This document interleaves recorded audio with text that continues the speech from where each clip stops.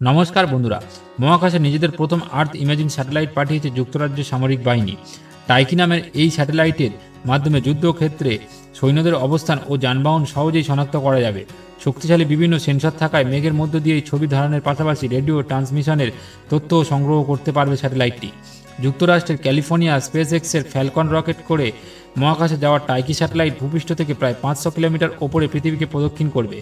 যুক্তরাজ্যের সামরিক বাহিনী দীর্ঘদিন ধরে তাদের নিজস্ব স্যাটেলাইট যোগাযোগ ব্যবস্থা স্কাইনেটের মাধ্যমে কাজ করছে।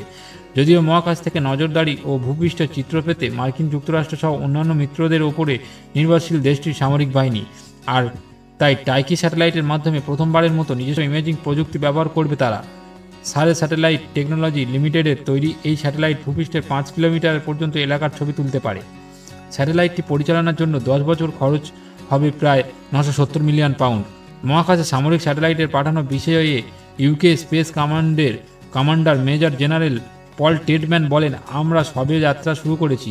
মহাকাশ প্রতিরক্ষা কৌশল নির্ধারণের মাধ্যমে 2030 সালের মধ্যে আমরা মহাকাশ শক্তিতে পরিণত হতে যাচ্ছি। আগামী মাস থেকে বিভিন্ন সময়ে বেশ কয়েকটি স্যাটেলাইটের উৎক্ষেপণ করা হবে। টাইকি দিয়ে আমরা আমাদের যাত্রা শুরু করলাম। যুক্তরাজ্যই একমাত্র G8ভুক্ত দেশ যাদের নিজস্ব ইমেজিং স্যাটেলাইট ছিল না।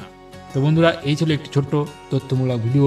যদি তোমাদের ভিডিওটি ভালো লেগে থাকে অবশ্যই ভিডিওতে একটি লাইক করবেন, কমেন্ট করবেন এবং শেয়ার করে অন্যদেরকে জানার সুযোগ করে দেবেন, এবং সেই সঙ্গে চ্যানেলটিকে সাবস্ক্রাইব করে বেল আইকনটি প্রেস করে আমাদের সাথে জুড়ে থাকবেন এই রকম ধরনের নতুন নতুন ভিডিও এলে সবার প্রথমে পাওয়ার জন্য।